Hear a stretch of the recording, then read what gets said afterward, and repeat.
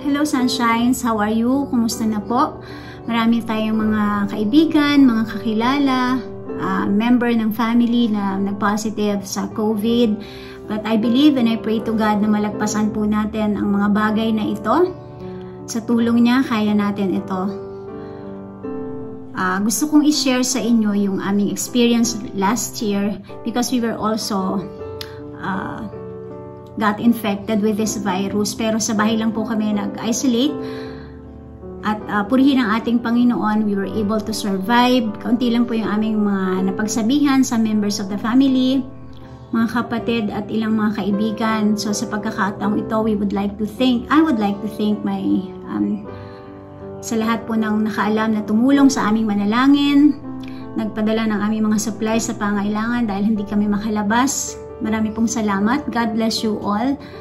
Doblehin ng Panginoon ang pagpapala po sa inyong mga tulong na ipinadala sa amin that time. So, sa pagkakataong ito, gusto ko lang po i-share sa inyo kung ano po yung aming ginawa. Mga home remedies lang po.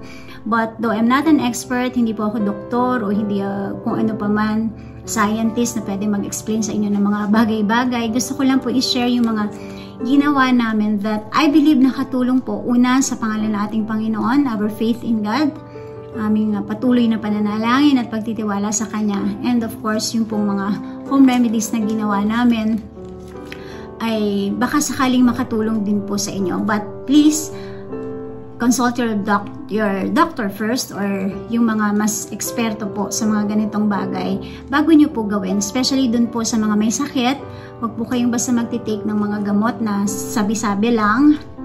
Mga natural supplement kahit na, pwede rin pong dapat na itanong nyo sa mga doktor nyo kung okay lang po kayo mag-take. So, thank you and I hope makatulong po ito sa inyo. To give you a brief background of our experience sa COVID-19 last year, it was actually my husband who first experienced yung symptoms. So, siguro it was Wednesday evening pagkatapos ng aming online fellowship. Sabi niya masakit yung ulo niya, so he asked me for a paracetamol. So bigyan ko siya ng paracetamol. He took it, 1 tablet, and then after siguro 2 to 3 days, na-feel ko after my exercise, siguro mga 1 hour ako nag-exercise, na-feel ko na medyo masakit yung katawan ko nung gabi. And it's not my normal. Kasi everyday naman ako nag-exercise, hindi naman sumasakit yung katawan ko. But that time, sumakit yung katawan ko.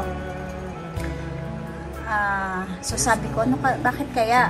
So, day after that, medyo masama na talaga yung pakiramdam ko. So, masakit yung katawan ko every time I go up and down sa stairs namin. Tapos, medyo naghahabol ng hininga. So, hindi talaga normal. Sabi ko, hala, baka ano na to. This is really different and unusual sa amin kasi hindi naman kami masyadong sakitin.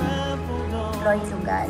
So, the day after that, nung first symptoms ko, yung helper naman namin, sabi niya, she's not feeling well also. So, sabi ko sa husband ko, nako, sa tingin ko, ano na to? These are symptoms of COVID infection. So sabi ko, let us isolate kasi kawawa naman yung 2 bata if they will be exposed to us. Walang mas mahirap kasi that time, vaccinated na kami that time eh. Siguro mga 2 weeks na kami vaccinated parehas. Even the helper is also vaccinated. So, pumayag naman si husband na mag-isolate kami sa room namin. kaming dalawa magkasama na, since parehas naman kami may nararamdaman, nagsama na kami. And then si helper dun sa area niya, sa room niya. And then yung dalawang bata, may sarili naman silang kwarto. So, glory to God kasi kahit pa paano, meron kaming space to isolate ourselves para nga hindi na kami magkahawa-hawa. So, napansin ko lang pag-isolate namin. So, i-prepare ko na everything, lahat ng kakailanganin para hindi kami talaga lalabas. Totally hindi kami lalabas. Yung dalawang bata lang ang kailangan mag-prepare ng mga pangailangan nila, ng food nila. So, ang napansin ko lang, talagang humihina talaga yung katawan. Masakit talaga yung katawan ko. Kakaiba yung sakit na nararamdaman ko. And ang sakit-sakit ng ulo ko that time. May kaunting fever. Kaunti lang hanggang 37.2 or 0.6 lang naman yung pinakamataas. Tsaka yung ulo ko masakit din. Tapos, hindi ako nakakatulog ng maayos. Siguro mga 2 to 3 hours lang sa gabi. At nag-iiba-iba siya. When you think that you are already okay, parang, sige, ang ginagawa ko kasi sa room, nilalaban ko na yung mga kaya kong labhan, yung mga underwear lang naman namin para hindi maipon. So, naglaba ako siguro nung feeling ko pang 3rd week ko. Naglaba ako mga 10 pieces lang yun ng maliliit na underwear. Nung gabing yun, sumama yung pakiramdam ko, nagkahabol ako ng hininga and ang sakit na naman ng katawan ko, which is akala ko okay na. So, day after that, medyo okay na uli. And then after that, parang masama na naman yung pakiramdam. So, yun, tinapos din naman yung 14 days required. During that time kasi 14 days talaga nire-require na ma-isolate. Good for us kasi magkasama kami ni husband sa room. Pero hindi ko rin kasi alam kung anong mararamdaman ko siguro kung mag-isa lang. So, niloob ng Diyos na dalawa kami magkasama para we can find strength sa bawat isa. We read our Bible every day. We do our normal thing every day. Yung mga trabaho online, ginagawa pa rin namin. Yung meeting niya sa office and sa church. Tapos yung mga bata sa Zoom or sa video kami nag-uusap. Bilang tao, nakakaanong isipin na baka yung mga anak namin ma-expose. So, hindi talaga kami lumalabas ng bahay. If we really need to go out at night, asing gabi na, para lang mag-prepare ng pangsuob namin. So, hindi na talaga sila pwedeng lumabas. Pagkalaga namin ng pansuob, mag-spray kami buong area na dinaanan namin o hinawakan namin, and then nakakit na ulit kami. Dito na kami sa room magsusuob. Lahat na ng kailangan namin nandito na sa room halos. Nung siguro mga pang 6 to 7 day namin sa Zoom or sa video call namin, napansin ko medyo nag-iba yung boses ng dalawang bata. So, kinabahan ako, parang may sipon na rin sila. Yung pala yung challenge doon, yun pala yung talagang parang scary doon na part, no, bilang magulang. Sabi ko, ano kaya? Bakit gano'n? Ano bang pwedeng gawin? Bakit nagkaroon din sila? Nag-iingat naman kami. Yun yung medyo nakakatakot. Pero I prayed hardly to God. Sabi ko, Lord, wag naman sila. Kami almost pagaling na rin makakalabas. Wag naman sila kasi alam ko stress na rin sila that time kasi sila yung nagpe-prepare ng ibang food namin na iniinit sa baba, niluluto. Iiwan lang nila talaga sa labas ng room. Kakatok lang sila pag na-prepare na nila and then I'll get it from there. Kasi hindi ko na ilalabas yung mga utensils na ginamit. Usually mga microwavable naman. Hindi ko na muna nilabas. Tinipon ko na lang muna dito sa room para hindi na nila hahawakan. So, sa dami ng instructions everyday siguro para sa dalawang bata, kung anong dapat gawin, kung anong unahin. Siguro na-stress din. Sinipon. So, but I think regular sipon lang yun kasi after 2-3 days na wala naman talaga kaagad yung sipon nila. Praise God. So, tinapos talaga namin yung 14 days at paglabas namin ng 14 days, ang sarap ng feeling. Kasi parang feeling mo, wow, nakalaya ka na. At hindi mo talaga may isip na napakabuti ng Panginoon. Kahit na ang hirap ng sitwasyon na yon, alam kong may mas mahirap pa na dumaan, na pinagdaanan yung ibang tao kaysa pinagdaanan namin. Pero, I believe, kaya nyo po yan sa tulong ng ating Panginoon. Huwag lang pong mawawala ng pag-asa. So this kit confirmed that we are positive. Thankful to Kong Alfred de los Santos of ang Provinciano Party List na nagpadala kaagad sa amin ng home test kit na ito. kasama ng iba pang meds na kakailanganin namin. Kaya, ayun, na-confirm namin na positive talaga kami. And also, bumili na ako kaagad ng thermometer and oximeter para ma-monitor yung temperature namin and oxygen kasi that's very important.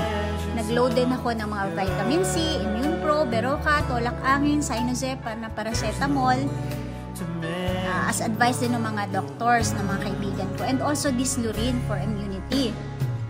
Ano to? Virgin coconut oil.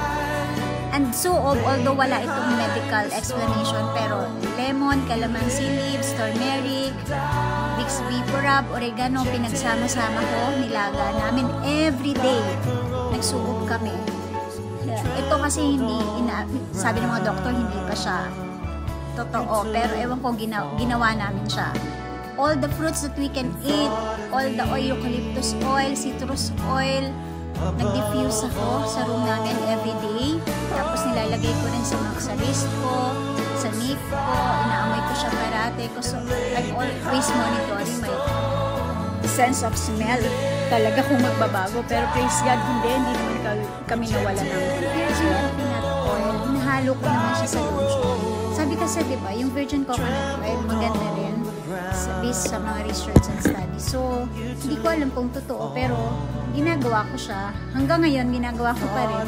Pinaghahalo ko yung aside dun sa mga meds and supplements na tinake namin, I started using this Tuminugan Turmeric. This is a plant-based superfood, natural, pure turmeric siya, from Bukidnon. Binili ko siya dun sa Hinilaban Farm na binibilan ko ng Adlay Rice. So, sabi dito, this is based on scientific studies, 300% higher curcumin content than other brands, powerful anti-inflammatory, significant antiviral activity against influenza, potent antiviral and antibacterial, strong antioxidant to build immunity, linked to improve brain function, and helps prevent cancer and heart disease. So, recommended usage is 2 capsules a day with food for inflammation. Take 6 capsules with food for cancer prevention, or consult nyo muna yung mga doctors nyo. So, since turmeric naman siya, so, feeling ko wala naman din akong maintenance na other meds. So, tinil ko siya simula noon. I want to thank Congresswoman Lani Cayetano and former Speaker Alan Cayetano for sending us boxes of food and fruits and medical kit na kailangan namin during that time. My friend Jerry and Annalisa, lunti ang kainan of Federicos nila Ate Rose and Kuya Ruchi for the individually packed food na hindi na po kami nahirapan kasi yun ang kinain namin everyday. My friend Edward, salamat sa lahat ng pinadala mo. From Dewey, Ate Myra, Lani, Joyce, Edna, who else? Ate Edith, salamat sa pagluluto mo sa amin. Sa lahat po ng nangumusta, Jing, thank you. Sa lahat po, kung may makalimutan man ako, sa lahat ng inyong pangapanalangin, maraming salamat po. Huli man po ito kasi nung nakaraang taon na, maraming salamat. And this electric kettle, useful po ito. Dito ako naglaga ng water, dito ako nagawa ng coffee, dito ako nagawa ng noodles. So, and my friend Ronnie Ong, thank you so much for the flowers that brightened my day during that time. Dito kausap ko na po yung mga bata sa Zoom, sa video call. Sila yung nag-prepare ng food namin, naglinis ng bahay habang kami ay naka-isolate. And of course, ang pinaka-importante yung salita po ng ating Panginoon everyday. Ito po ang nagpalakas sa amin at nagbigay sa amin ng inspirasyon, ang salita ng ating Panginoon, because we believe God knows everything. Pagkatapos noon, umuwi kaming Batangas at naligo sa dagat para mawala ang virus. God is our healer. Huwag po kayong magtamba, huwag kayong mag-aalala, manalangin parate. God is good.